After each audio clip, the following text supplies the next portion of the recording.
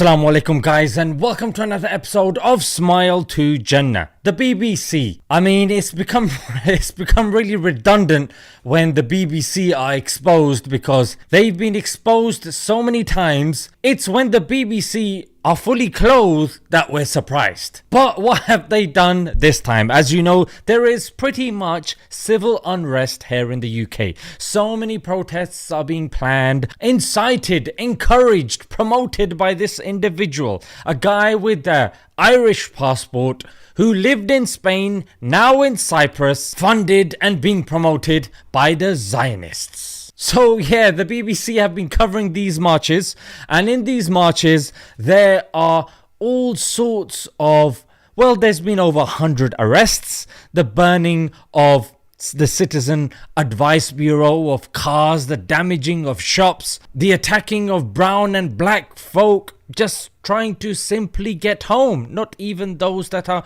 trying to counter these riots. But what's interesting is that the definition of the T word is unlawful use of violence. With these far right guys, tick, especially against civilians. Again, tick. And finally, to pursue political aims. Tick. Why is it that Keir Starmer is calling them thuggish criminals and using words like far-right thugs? Why is he not saying far-right terrorists? Because it fits this definition. What's the only difference between the people that the media declares as the T and these individuals? The only difference I can see is the color of the skin. And if that's not all, listen to what the BBC is adding on to their reporting when they're talking about the counter protests, the people that are protecting their mosques.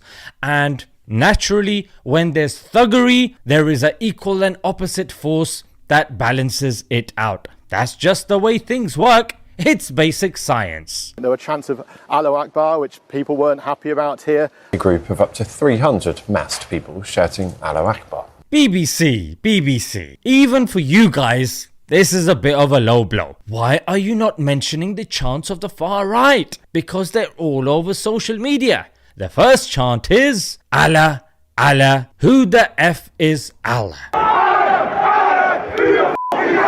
Okay? Another one, Allah is a P word. And here is a kid chanting, Packies out.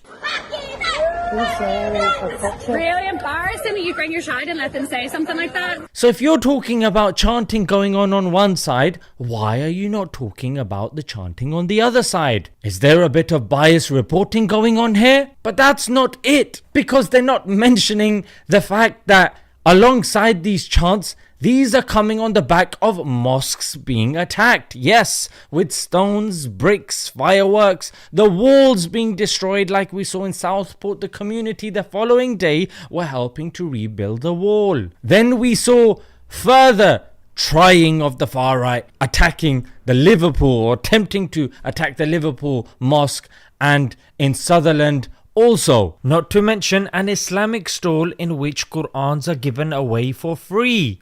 Here's a screenshot just so YouTube doesn't age restrict the video. And I'm sure that they understand, without giving the context, what they're doing is not only reckless, but it's fanning the flames of discord. Because let's face it, most non-Muslims don't know what it implies. They just know it as a war cry. They know it as somebody inciting violence, because that's all that the media really mentions. And just like Pavlov and his dog's experiment, word association. Whenever they hear that word, they think it's associated with violence and they get excited and carried away. So I think this is very negligent of the BBC, and they should be held to account for this, because they've been dropping the ball a lot. And now it seems like they're fanning the flames. What's going on here? And with this bias reporting, pathetic. This is one of the things that's going on. I've got my eyes obviously on what's going on, and if there are further developments, I will let you guys know. Until next time, Assalamu alaikum.